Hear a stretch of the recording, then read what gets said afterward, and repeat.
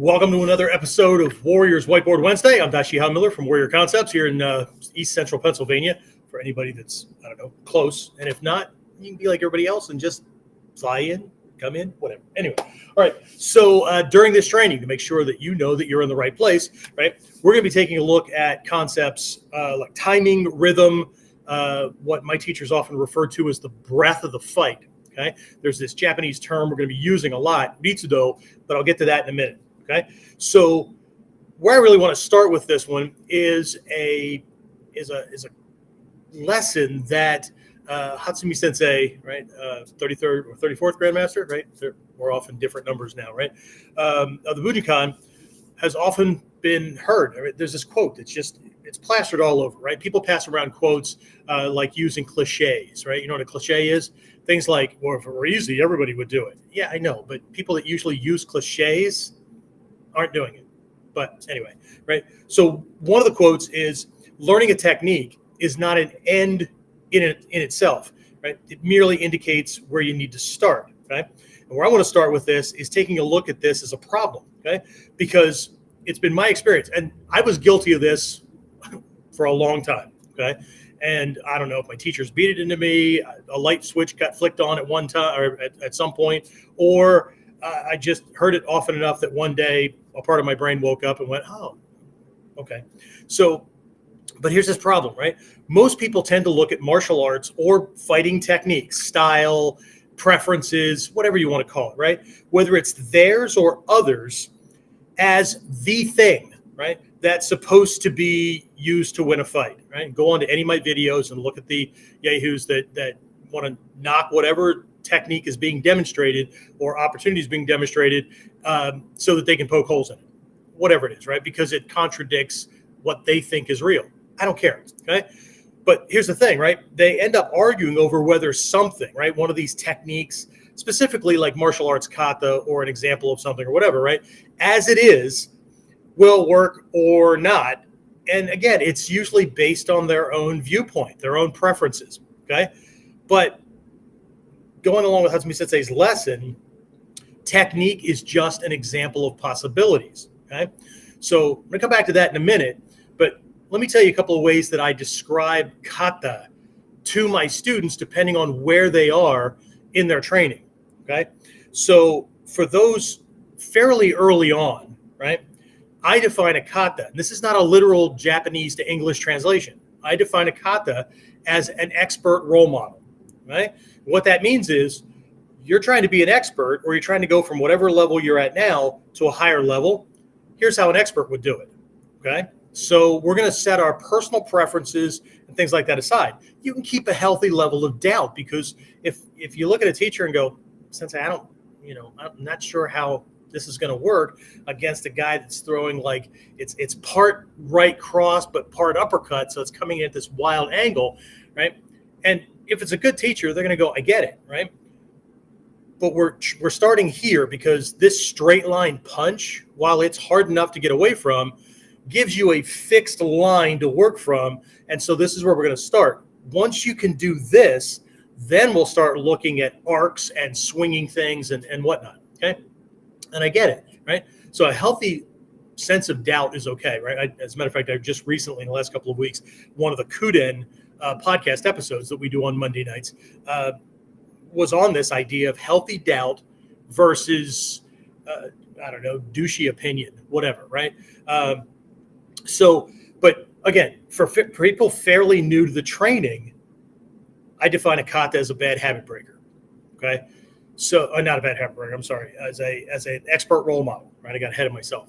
For my upper level people, intermediate, upper intermediate, advanced people, the translation changes, okay? And again, not a direct Japanese translation.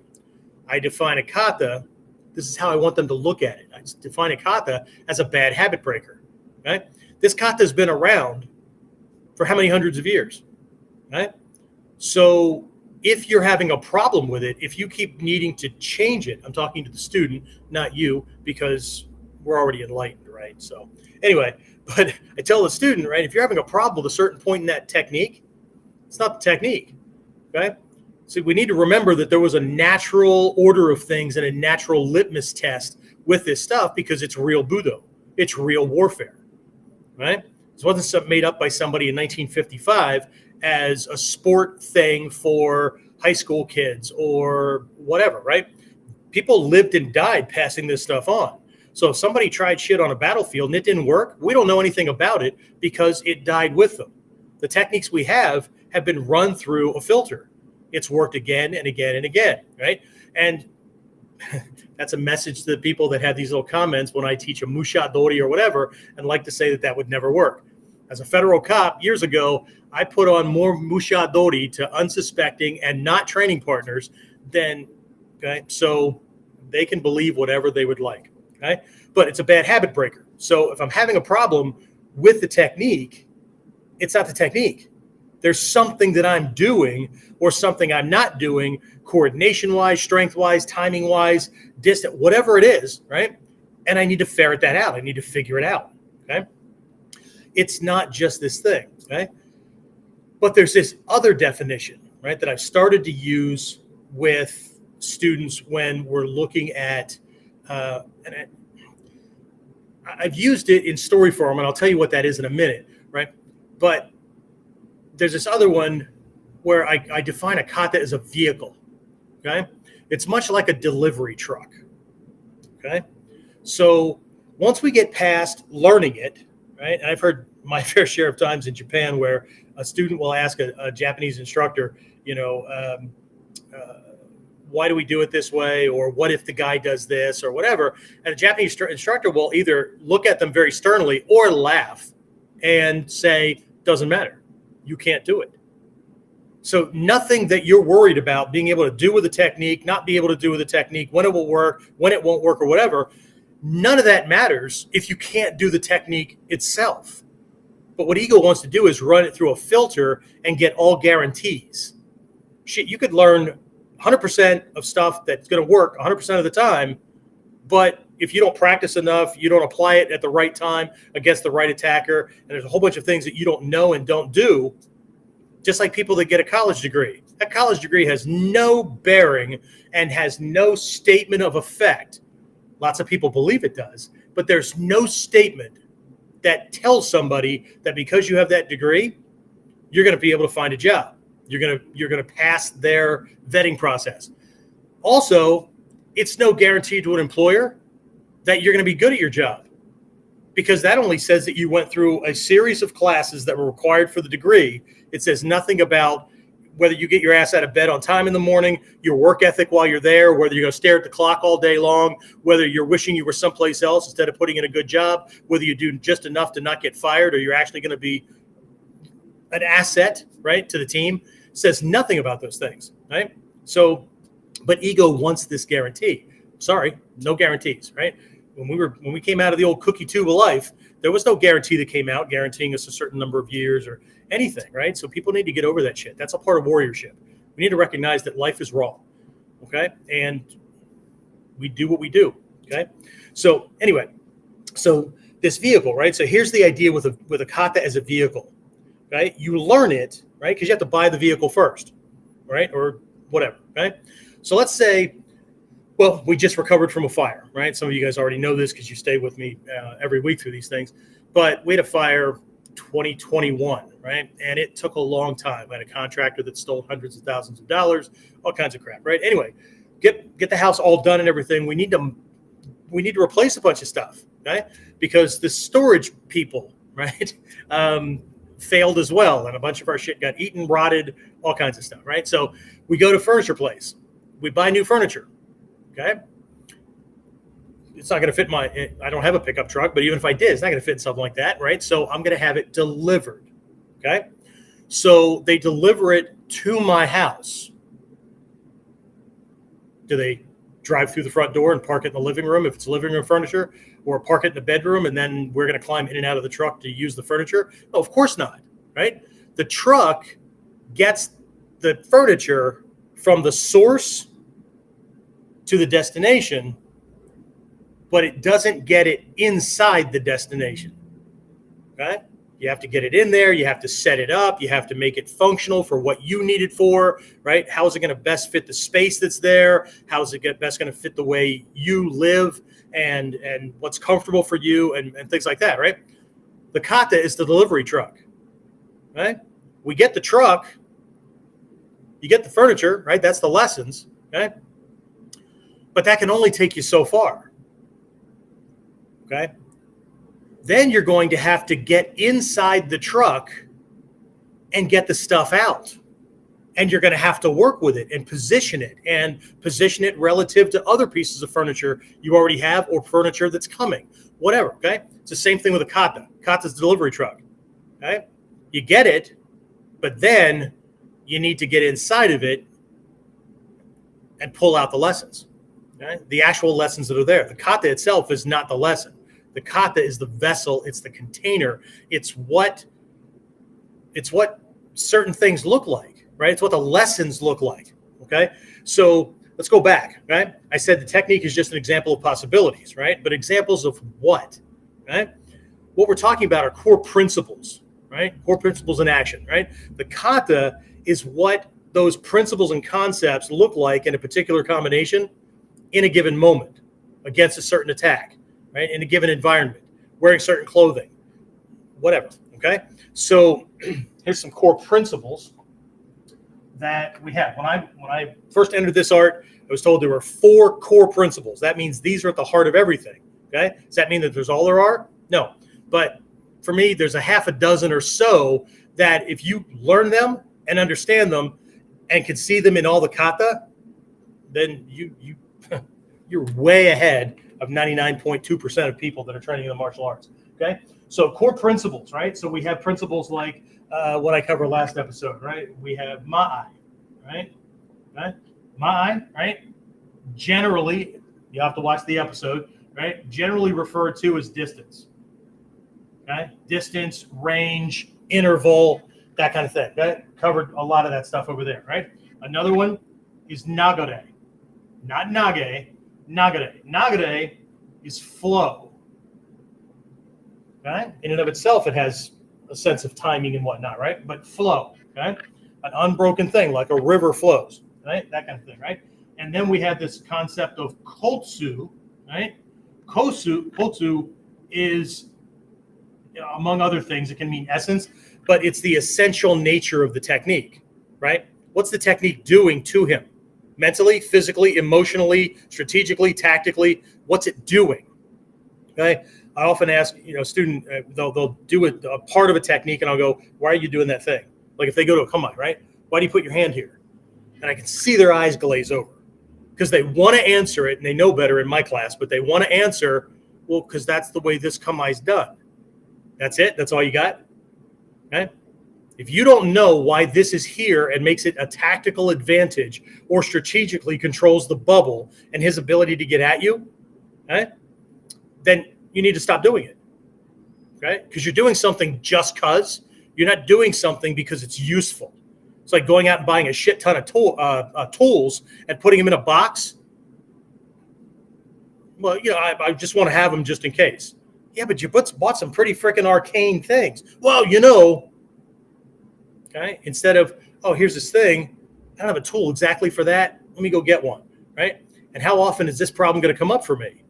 Probably not that often. Okay, well, I'm going to go to the rental place and rent the damn thing, and then I can just take it back instead of just stockpiling a whole bunch of stuff that I'm probably never going to use again, okay? Or my friends are going to borrow and never bring back, okay?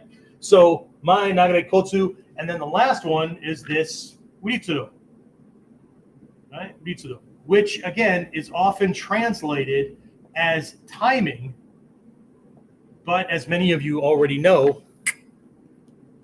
it's not that, okay? It's not that, but we need to understand it because the more you understand something, the better your training is going to be, okay? Whatever your definition is, that's your ceiling, okay? And that's your box, okay?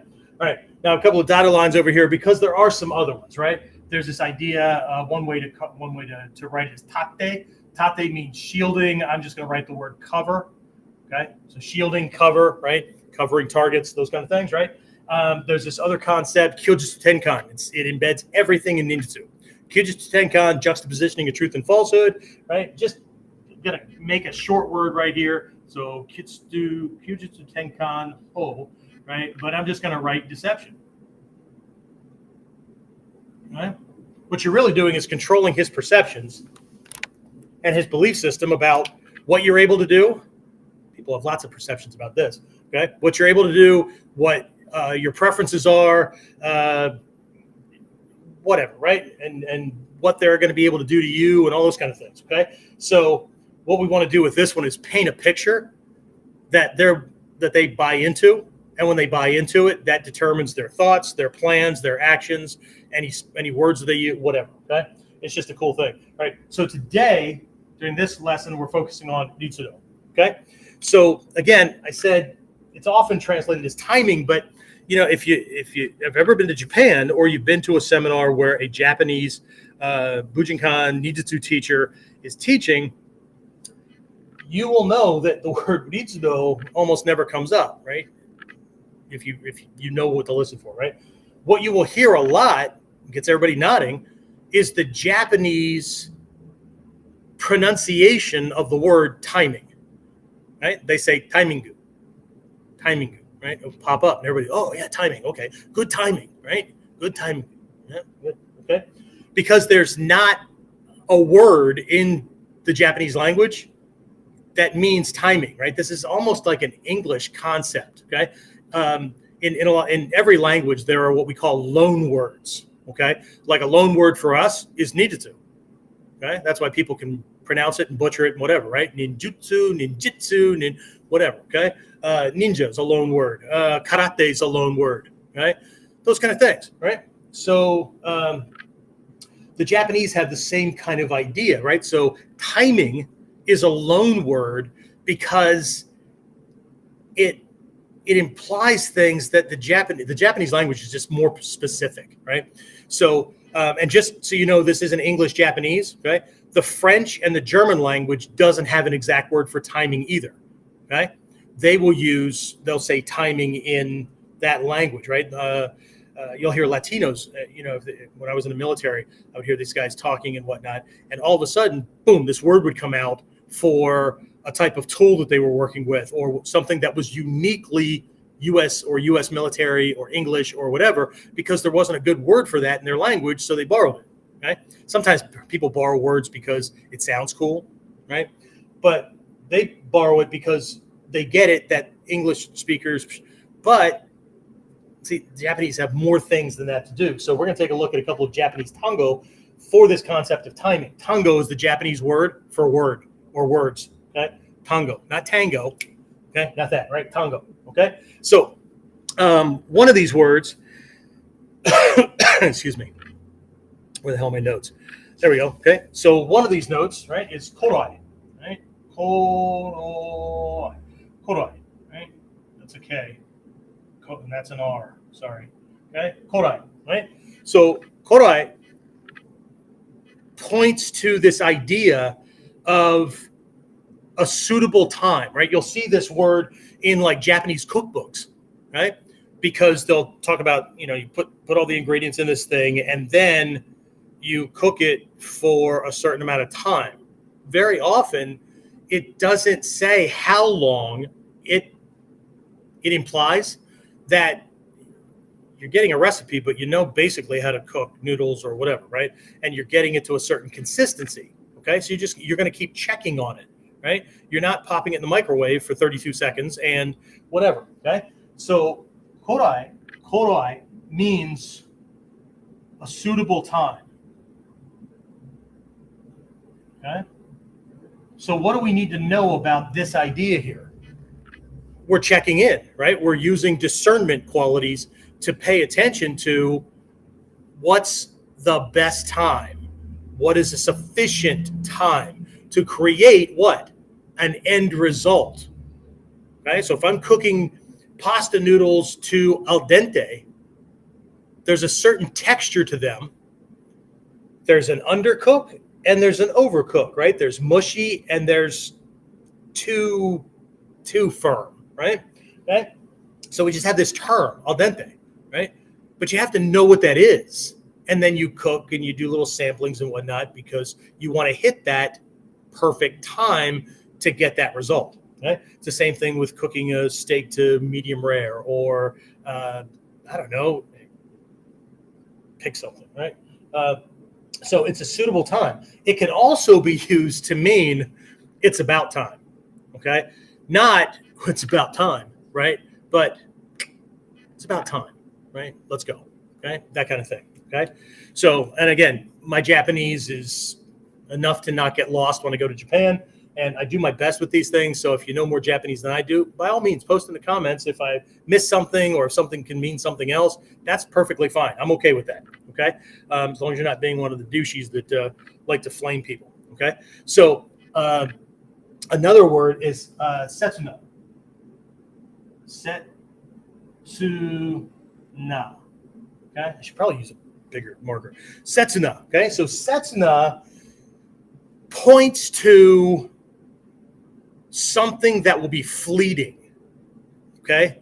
So, or something you're only going to do for a quick instant, okay? So all these things point to time, but setsuna, if you look it up in an online translator, you get a really rough thing, and for a lot of people it doesn't help, but you need to be able to read into it or just get a better damn dictionary, right? So setsuna points to this idea of like a momentary moment, okay? A momentary moment, right? That's like saying this artwork that I have here in the dojo that basically is translated as nin nin, okay? Nin nin, but it's two different kanji, but they're both pronounced nin, and they both mean perseverance, okay? But the lesson in that painting means that you need to be able to endure or persevering, okay? So if you're going to stick to something, that takes a lot of freaking chutzpah. It takes a lot of freaking brass, okay? Because things get boring, things get challenging, things get painful, okay? So setsuna, right? I'm just going to translate it as a brief moment, okay? So we're either going to do something quickly, right, in whatever that time window is, or we only have that, whatever that open window is, that's the time we have. Okay, it's not a fixed thing. Just like when we teach beginners in Mod 1, you'll see when I start going over here and taking a look at our curriculum in the different modules, I don't have Mod 1 listed. Okay, there's a reason for that. But in Mod 1, we'll teach somebody when they go back on this naname, this angle, we'll tell them it's a 30 to 45 degree angle. Just get in your head 45 degrees. And a lot of people know that. Okay, but it's not 45 degrees. Naname is not 45 degrees. It's not 30 degrees. It's not 20 degrees. It's not 270 degrees. Okay? Proper naname, while it does mean diagonal or it does mean angling, is angled to the line of the attack while profiled or closed to them. So there is a very specific place in time, but you can't pick it ahead of time and just go there, because there's too many variables happening. So you need to know where to be. You need to know where to go. Okay? That's why we can't stop a technique. Okay? So setsuna, right? This brief moment. Okay? Then there's this other word, right? Kan. Okay? As in, it's not Bujinkan. It's not that one.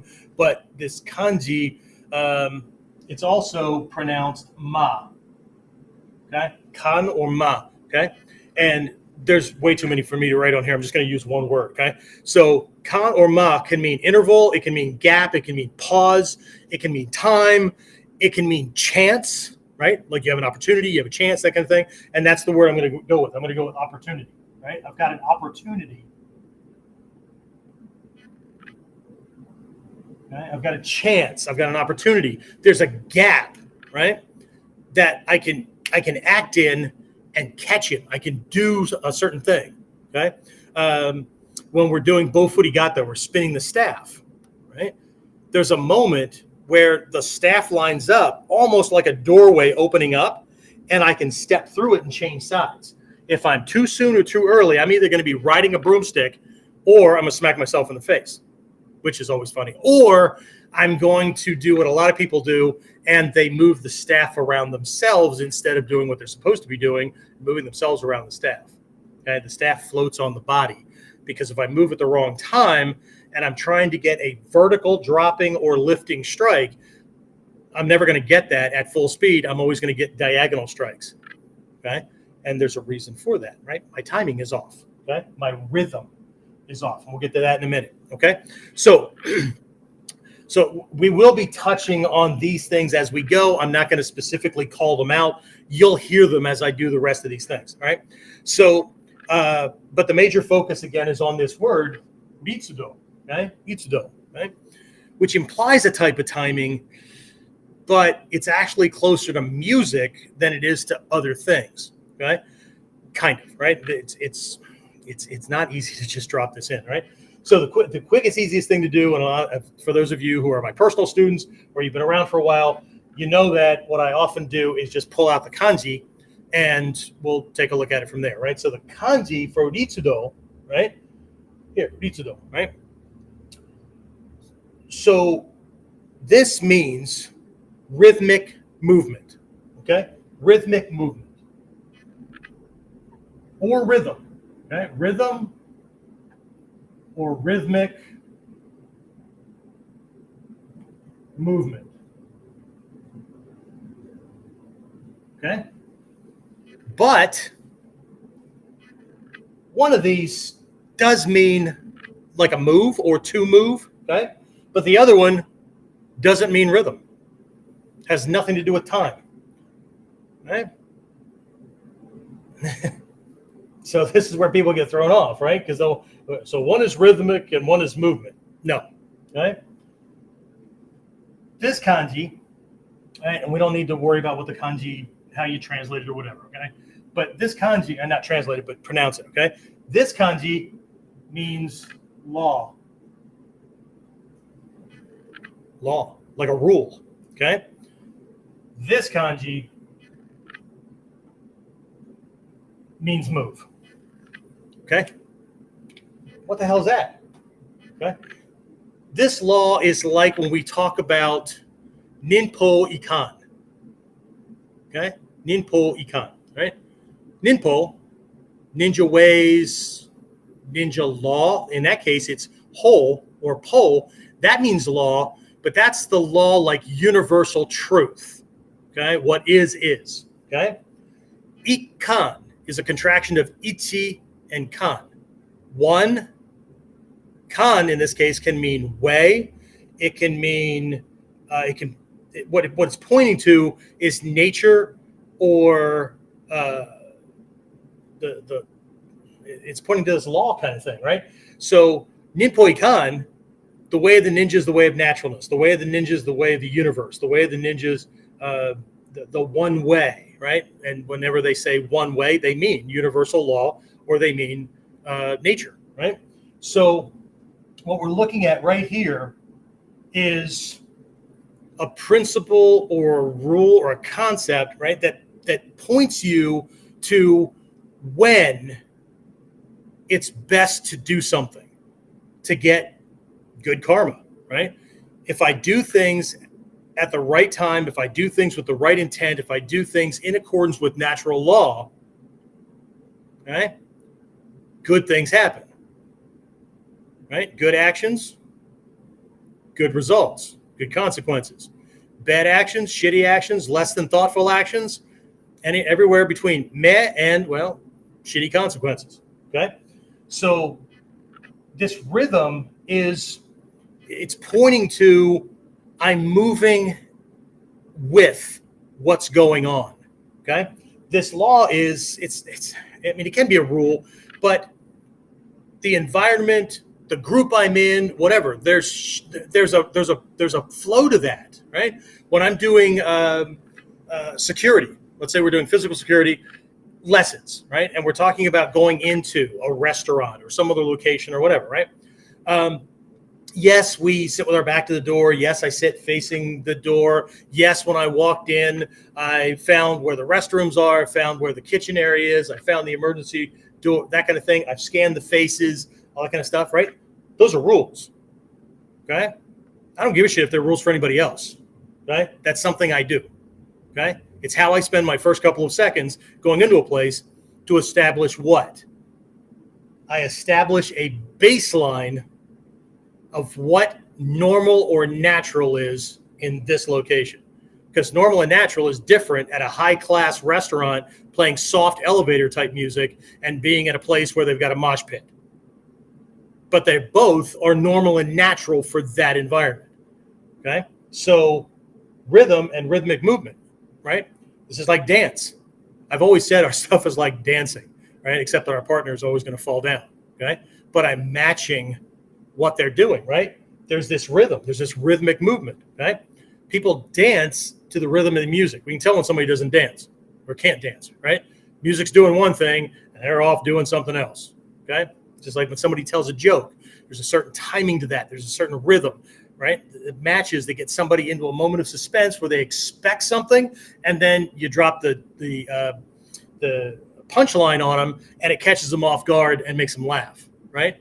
Shitty timing, even if it's a funny joke, you get reduced results, okay? So there's a lot going on in this Ritsudo, right? So we're going to end up poking at some things, right?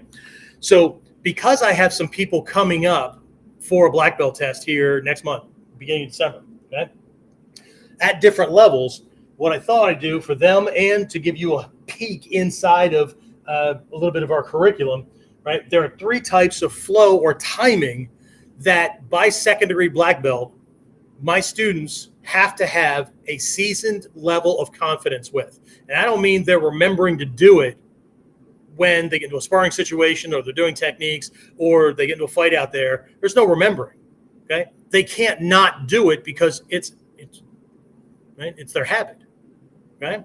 So there's 3 types, okay? The first one is about you, okay? So this one is your body parts moving in proper time in relationship to the other body parts, okay? So if you're in this art and you understand sanshin, right? If I'm doing let's do one that can fit the screen right here. Let's do Suino Kata, right? So if I shift and I move, right, there's a coordination between my legs, my torso turn, when my arm goes and all that, that everything is moving to create a synergistic flow and produces power, okay, without having to try to produce power, okay? So I just use the word that goes in here, right? So this is coordination.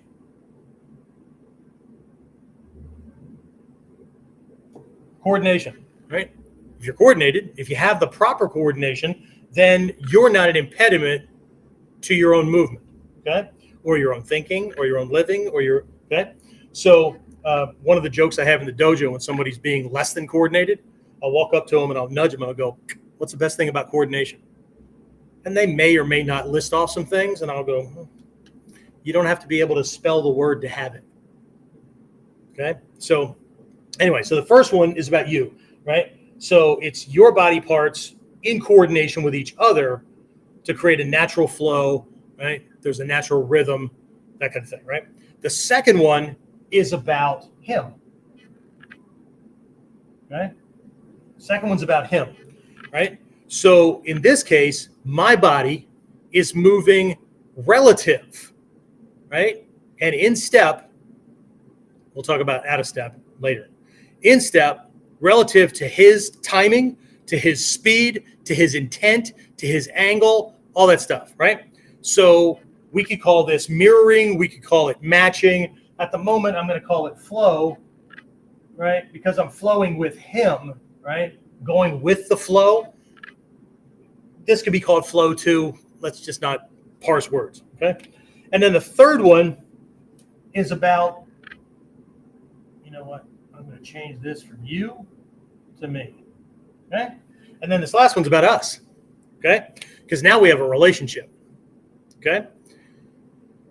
Yes, I'm matching him and all that, okay? But I'm going to go beyond just shadowing him. This is where Hatsumi Sensei talks about stop talking while you're training, okay? The more you talk about it, the more you pull away from feeling of actual Budo, right? The more you think about it while you're doing it, the more you screw yourself up, okay? So stop talking out loud or in your head, right? Because this is about feel, right? This is the back and forth rhythmic flow of both bodies as we trade shots, right? We even lose the distinction in the levels between attacker and defender because that is taking a moral high ground, right? This is more like controller, receiver, whatever. Because in the beginning, somebody wants to feel like they're, they don't want to be the victim, so they're the defender, whatever, but they're learning shit that's worse than any attacker ever does to another human body. But they take the moral high ground. So I'm allowed to do it because I'm the victim, and so I can kill you, whatever, right? But in the upper levels, we recognize that whoever's throwing or trying to execute a technique in that moment is the attacker. Not the bad guy, necessarily, but the attacker. They're attacking the other person's body. The person who's receiving that or trying to counter it or whatever is the defender. But that switches back and forth over and over again, okay? So this is this back and forth rhythmic flow as the two of you switch back and forth between attack or attacker and defense, defender, right? Until the fight's over. It's this back and forth kind of thing, right? It's rhythm, okay? It's the timing. It's the breath. It's the feel of the fight. Hatsumi Sensei has always used the term feel, and it means different things at different times, but it's getting in sync with what's going on. You can't break or disrupt his timing if you can't match it, right? You can't break something you don't have, right? So this one is this back and forth, right? Attacker, defender kind of thing until this fight's over, okay? So I need to recognize that whether I think I'm the good guy or I think I'm the bad guy or whatever, right? In every war, well, sometimes people know that they're the bad guy, but in every war, we're just going to make this broad brushstroke assumption that both people think that they're right. That's why they're fighting, okay? If you didn't think you were right, you go, oh, I'm sorry, how? Okay, thanks for setting me straight. Unless your ego is too fucking big for that, okay? But there's this thing, right? So my guys for Nidon have to be able to do all of these things. Obviously, they have to have natural coordination or the rest of this isn't going to work, okay? 2, they need to let him lead the fight until he makes a mistake and you can kick his ass. And 3, if he's as good as me or better, I better be able to bring in more than just technical proficiency. I need to be able to feel things. I need to be able to write off intent. There's all kinds of things going on, okay? So different things, right? Different things, different times, right? So again, candidates for my Nidon. And again, when I say Nidon in my curriculum, I borrowed this litmus test from 2 of my primary teachers prior to this because our focus was on self-defense. And I know everybody says that, but we're talking about self-defense in what was then the 20th century. Now we're talking 21st century in the West, okay? Not just learning a martial art to keep a cultural thing alive or as a basis to whatever, okay? It's not about that, right? So in conversations and listening to lessons from Hatsumi Sensei, what we consider to be Nidon to Yondan, right? The way Hatsumi Sensei was promoting people, he expects that same stuff of people that are 8th to 9th Dan rather than, it's not about the number. If you look at how long somebody's been training with me to get to 2nd or 3rd Dan, it's about the same amount of time that somebody's been training in the Bujinkan in general, right? Because rank comes faster, right? Rank comes faster, right? So they're going to be up around 8th, 9th, 10th Dan, whatever, okay? But it's not about number. It's about proficiency, right? Because you can't, if you can look at somebody and go, I'm a 10th Dan in the Bujinkan, right? And they go, oh, shit, sorry, man. And they go away, you're a lucky motherfucker, okay? So nobody gives a shit what your rank is except you, right? And everybody else that's impressed by rank, okay? So anyway, I apologize. We probably won't cut that out, but if that offended you, hit the back button and get the hell out. Anyway, all right. So, but while this is for Nidon, students are introduced to different forms of timing, different forms of rhythm, different things that hint at these things going up through the different modules. Okay. Now, the reason my module 1's not listed here is because my module 1 is a basic self-defense. It's a foundations of ninja self-defense thing. There's an online version of it. We'll put a link down in the description if you want to check that out. But it's also a sampling of things to come, right? There's things in there that will be expanded on a lot in each of the subsequent modules leading to black belt, okay? Because I expect more than somebody can do the Sanshin, the Kyonapo, and be around for 6 months or give or take before they get a Shodan, okay? Because in the West, if you're wearing a black belt, people are making certain assumptions about you, okay? And if you actually can't carry that out, you're going to get your ass handed to you, okay? And then you'll still have a black belt, though. That'll be, right? It'll be all good, okay? So these things here are tied in with this concept of mod, right? We're going to assume flow the whole time, right? Because I have to move at the right time. And you'll see which one of these pop up, okay? But what we're going to look at is a time equals distance kind of equation, okay? Because distance does equal time. The farther I am away from something, the longer it takes to go from point A to point Z or Z, or wherever you're from, right? The closer I am, the shorter the drive or walk or whatever, okay? So if we can get our head wrapped around that, this starts to change things, okay? For you and him, okay? So in mod 2, we're looking at creating time, right? So we're using long-range defensive angling tactics to stretch him out. And by stretching him out, by pulling or leading him, okay? Use those words too, right? By pulling and leading, okay? We get him to overreach, and that affects his rhythm and time because it slows him down. Now, it doesn't just diminish his power. It makes him have to work harder because he's now not just fighting me, he's fighting gravity, he's fighting his own body's balance, all kinds of cool shit, right? Okay. So we got this pulling or leading kind of thing because we're creating time. In mod 3, we flip it, right? In mod 3, we're stealing time. Okay? We're stealing time, right? So we're moving in, right? We're choking things up before he gets a chance to actually get that attack moving, right? So we're preempting and we're interrupting his movement, okay? And that causes him to go from attack to defense because we're suddenly in his space, okay? Certain attackers are really quick, right? And if they can get at you, they're going to do that, okay? So mod 2 is about drawing that person out and causing them to have to travel farther to make their technique work. Well, now we neutralize speed, okay? Mod 3, us having speed, not because we go faster, but this one recognizes that some people need extra time in their attack, okay? So they need to wind up. They need to do tricky things to get that shot in, right? Because they're using this wind up kind of attacking. And what I want to do is intercept that before it becomes a freaking problem, okay? So while I would rather get hit by this guy because he's faster, but it doesn't have the same impact that this guy has, it's slower, but he's giving it all he's got, right? This guy is actually easier to preempt because you can fit in there, right? So again, we're preempting or interrupting. Preempt, okay? Right? Get him before he gets you, okay?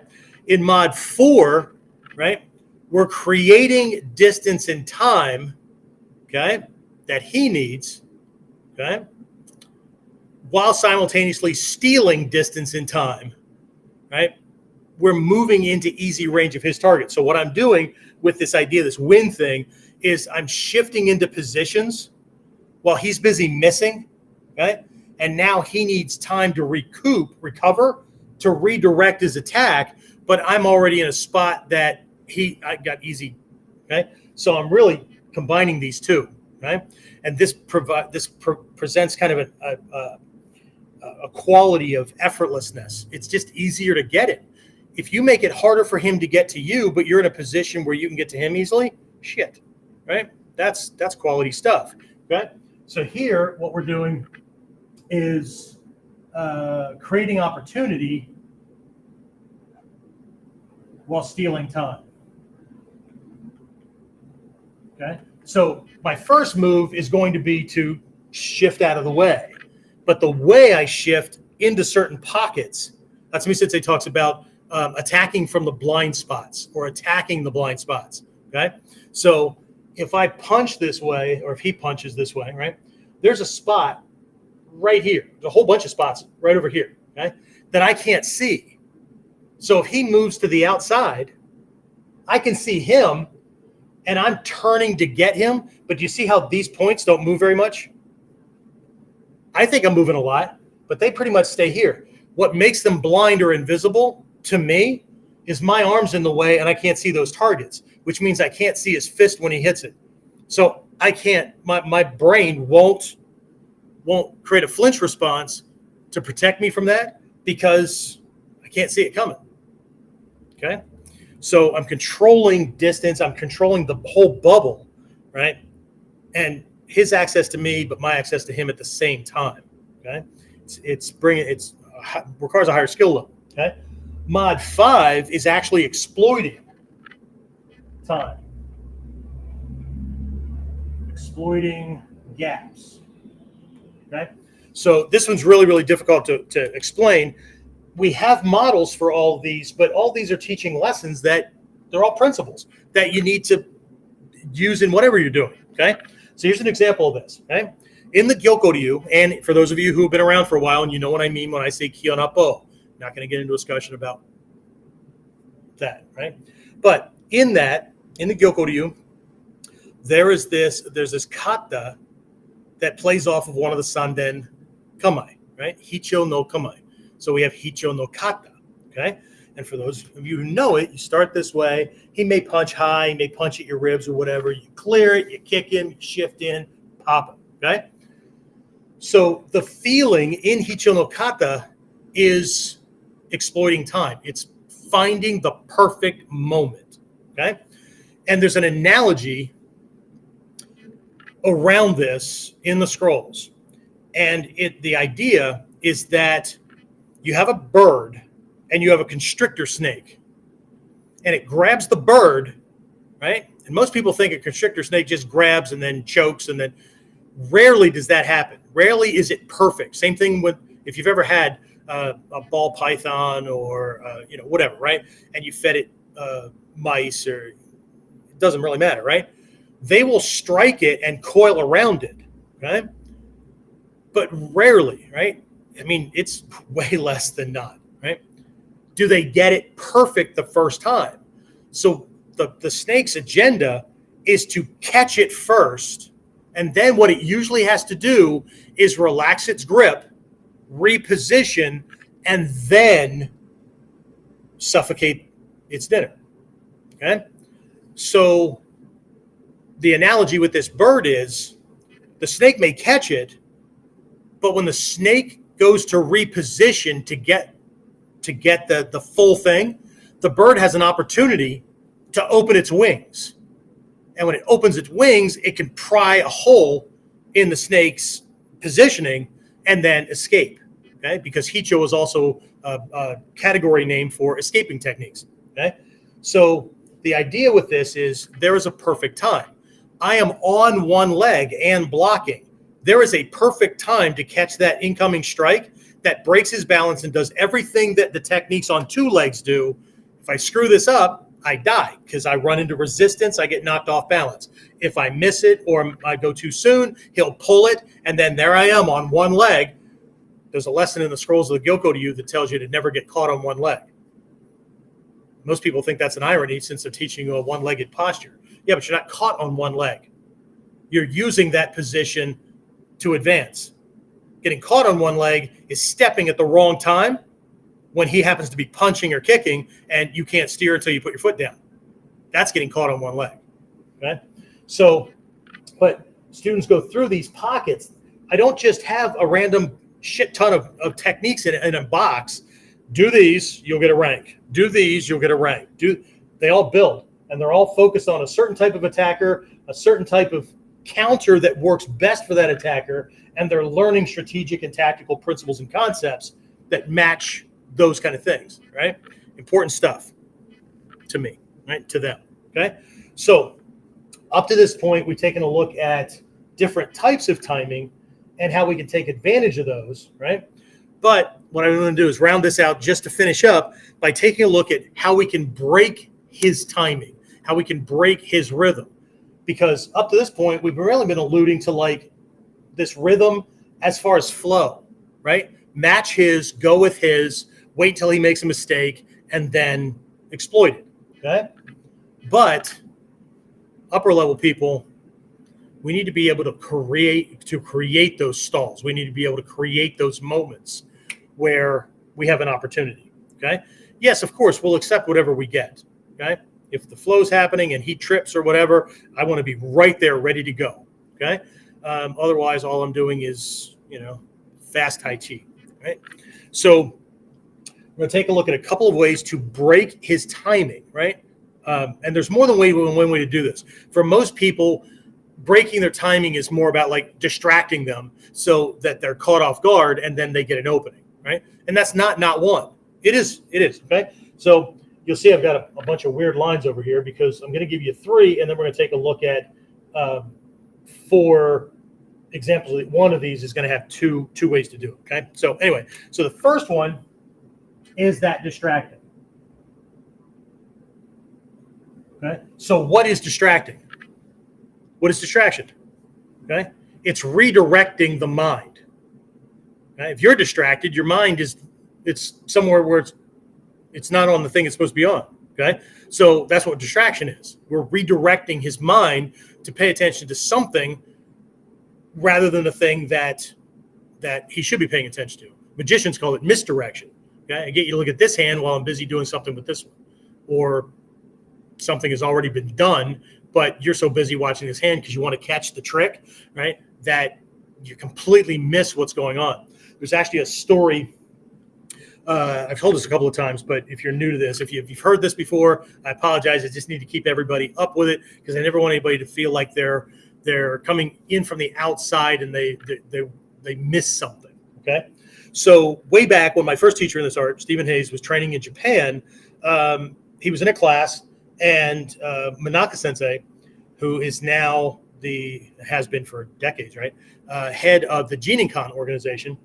When he was there, right, so he's teaching a class, and this guy comes in, all dressed up in his kendo outfit, got this bag, right, and Heisan was the assistant instructor for that class, so he goes out, meets this guy, and he realizes who he is. He's like this top kendo champion, either in the area or whatever, but everybody knows him, okay? So this guy comes in and politely requests a lesson. Now, if you understand Japanese culture, Japanese martial arts culture, you understand that what he just asked for was a duke-it-out match with the teacher because he's getting bragging rights and gets to take the school sometimes, right? So Heisan goes, tells Manaka Sensei, right, this guy, and Manaka Sensei kind of peers out and goes, oh, okay, cover the class. But he's trying to tell him who this guy is because he doesn't think Manaka Sensei knows who he is. And Manaka Sensei, it's all right, just teach the class, right? So now he's all worried. Manaka Sensei goes out, this guy requests a lesson,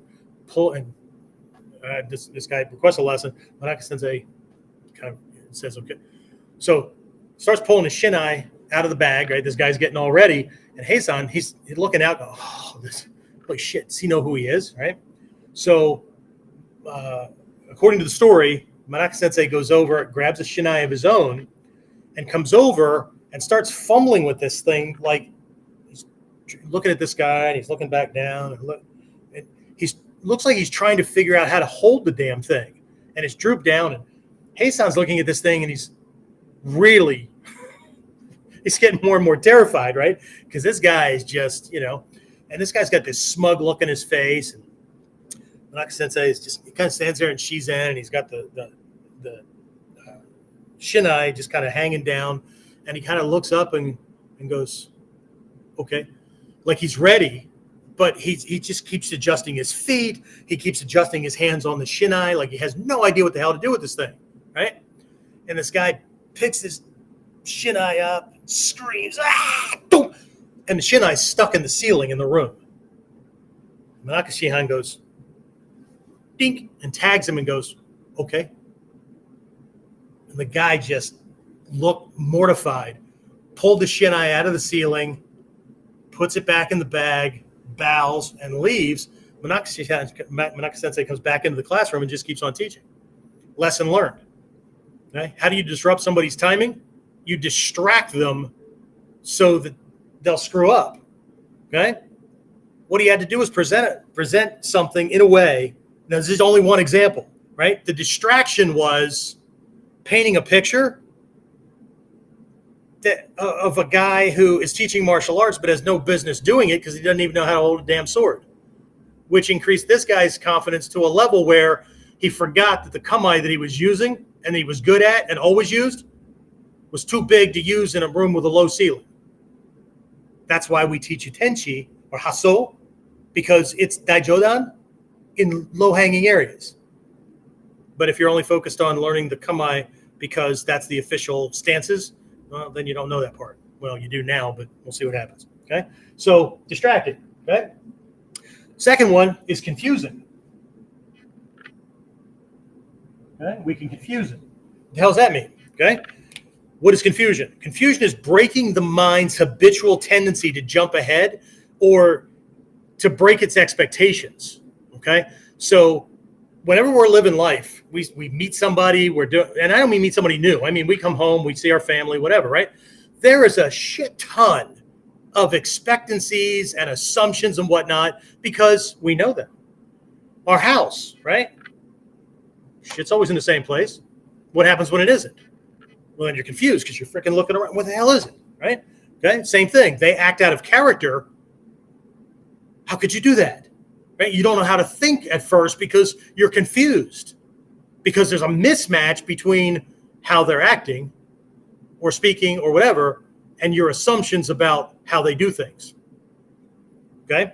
So what we do is we screw them up. Okay? There's that Kyujutsu Tenkan, right? So I do this. I used to do Taekwondo a long time ago, right? All I know about Taekwondo anymore is some stances and how to move around and look like I'm going to pop off a kick. And what's he going to do if he understands that fight method? He's going to assume that I'm a certain type of fighter, right? If I'm doing boxing kind of thing, right? He's going to assume that I'm a certain type of fighter. And then when he acts in accordance with that and I pop him with something else, I move completely differently and I hit him or do something that's completely not Taekwondo or boxing. His freaking mind is just racing like, what the fuck was that? Okay? That's Kyujutsu Tenkan. So instead of laughing at other martial arts, you need to learn to imitate them. You don't have to learn the whole damn martial art, but you need to learn how they kind of enter for a fight, because guys that have some skill behind, okay, they're going to make a whole bunch of judgment calls, and then they're going to try to deal with you the way that kind of fighter operates, and they're going to be wrong. Okay? That's cool stuff, right? And the next one is stalling or interrupting. Okay? Again, right? This is both with their mind and it's with their body, okay? But what is stalling or interrupting, right? We're causing the mind to literally stall or stop, right? They poke at their eye. Yes, it's a distraction, but if it causes the mind to kind of lock up because it just stops, then nothing is firing. And you'll know when somebody's brain has stopped or when critical thinking has stopped.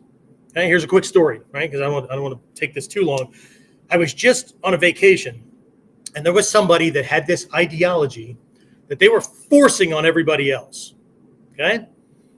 And I said something, right, to point out a fact, and they sat bolt upright in their chair, looked straight ahead, and froze.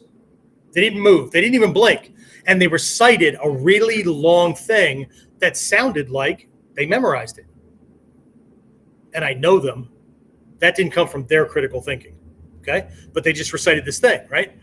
Their brain was not in a critical thinking relationship with the listener kind of thing. They were inside. All other thinking had stopped.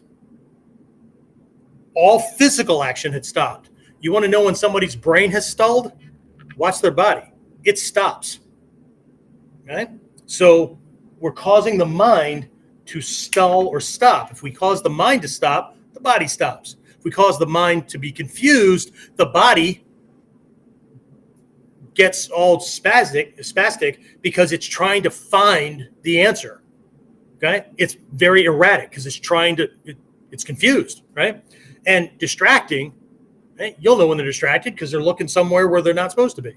Okay, which is why we always do our counter moves while they're busy missing, while they're busy doing something else. They're off balance, they're missing with a punch or kick, not after they've missed and now they can counter while they're busy doing something else. See, because for most people, while they're punching, while they're kicking, while they're executing their technique, they're not paying attention to you. They're paying attention to their technique. And that's when you poke them in the fucking eye. Okay? If you can reach their eye. If not, I don't know, grab their luggage tag and lift it up. You know what I'm talking about. Right? So, all right. So there's these ways to disrupt his sense of time, his sense of rhythm, and the feel of the fight. Remember, I talked about that where were we? Yeah. So for the student, where there's this back and forth feel, right? And they tune into that. We always tune into that. Okay. Again, it's like a dance. So I'm going to finish this up by giving you 4 ways to disrupt his sense of time, rhythm, that feel, that kind of thing, right? So it kind of screws him up. In some of these instances, he can see what's going on, but he can't figure out. It feels like something is off, but he can't figure out what's off. And that's fine because he's going to be trying to figure out what's wrong, and you can exploit it because his mind's somewhere other than where it's supposed to be. Okay? I want him to have a feel like things are off. Because if he feels like things are working well for him, then things are working well for him and they're not working so well for you. Right? I need to be doing things that cause him to feel off. Not just everybody's focused on making his body do things. You want to make his body do things? You make his fucking head do things. You control his thoughts. You control his perceptions, right? So for most people, control is an element of force, or it comes from force, right? I make him do it. I give him an or else, or I exert energy, pressure, whatever, right? You want to control somebody like a ninja? You control their beliefs and views and ideas about the way something works. And now, from that moment on, you have control of his thoughts, his words, his plans, his actions, everything. Right? But he doesn't know he's being controlled. That's the secret. He absolutely believes that that's all rational thinking and it's his idea. That's cool shit. Okay? So you don't have to believe that ninjutsu works, ninjutsu around, whatever. Okay? Just get good at this shit. Okay? All right. So here are 4 ways. Okay? So they pretty much mirror this stuff around. Okay? So 1, okay? And again, they'll crisscross across these things, right? So 1, I call it shadowing. Okay? So we talked about this going with the flow, right? Matching his time, matching his speed, right? Matching his energy. Go his speed. Go his timing. Go based on his intent, okay?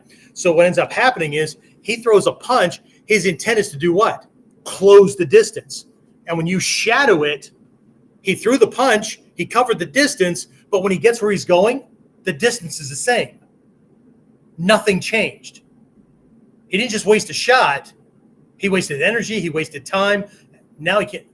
Okay? If somebody grabs me this way, kumyuch, whatever, when they grab, I shift with that pressure. So, because he expected, when somebody grabs you, they're grabbing you to do one of 3 things: pull you somewhere, push you somewhere, or hold you in place to do something else. Okay? If it's the push-pull version and he grabs and you shift with that, he exerted energy. He moved your body. Okay? He got what he wanted. He just didn't get it the way he wanted it because his attempt to push or pull was to do what? Break your balance, cause you to stiffen up.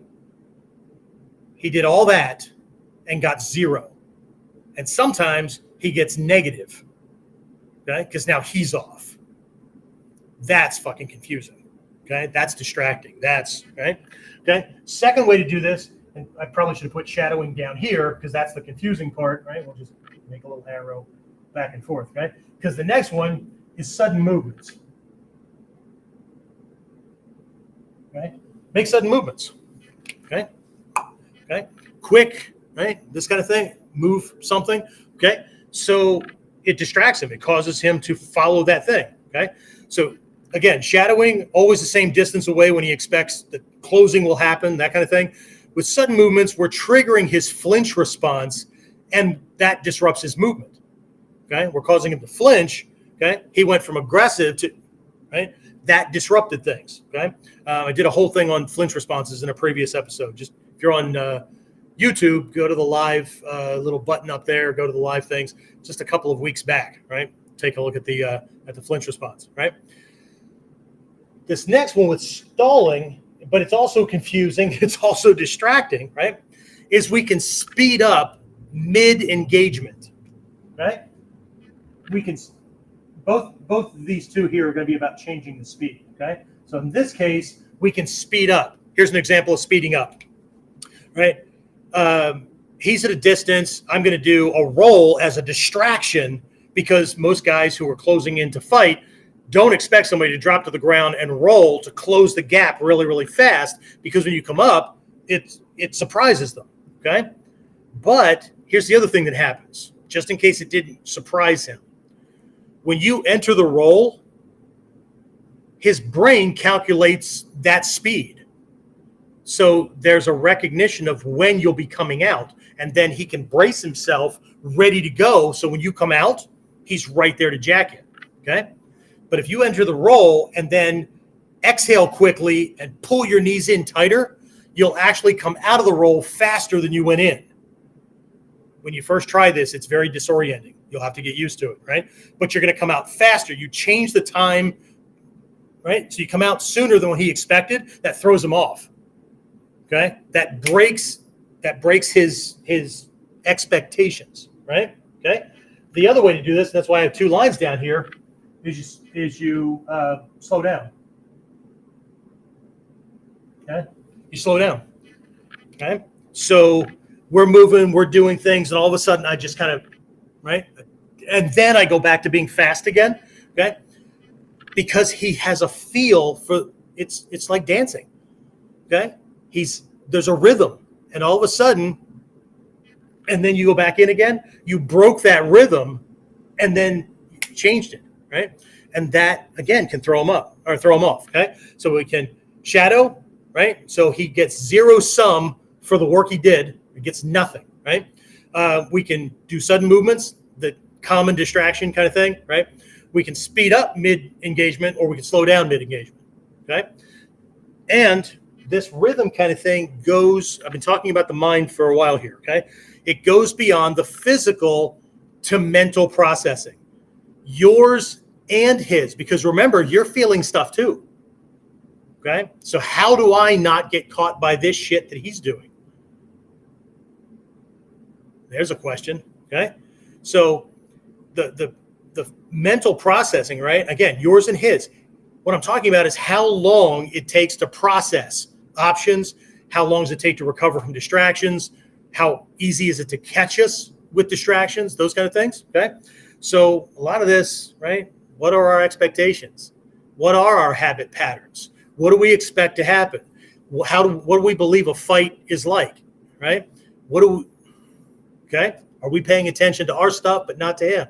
We're paying attention to him, but, right, we haven't done this stuff at this speed, so I have self-doubt. All kinds of shit going on up here, okay? Right? So the place to start for you, for us, is meditation, okay?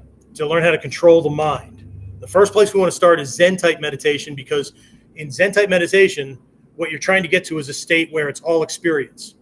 And in that bubble where the fight's happening, you don't have time for stray thoughts.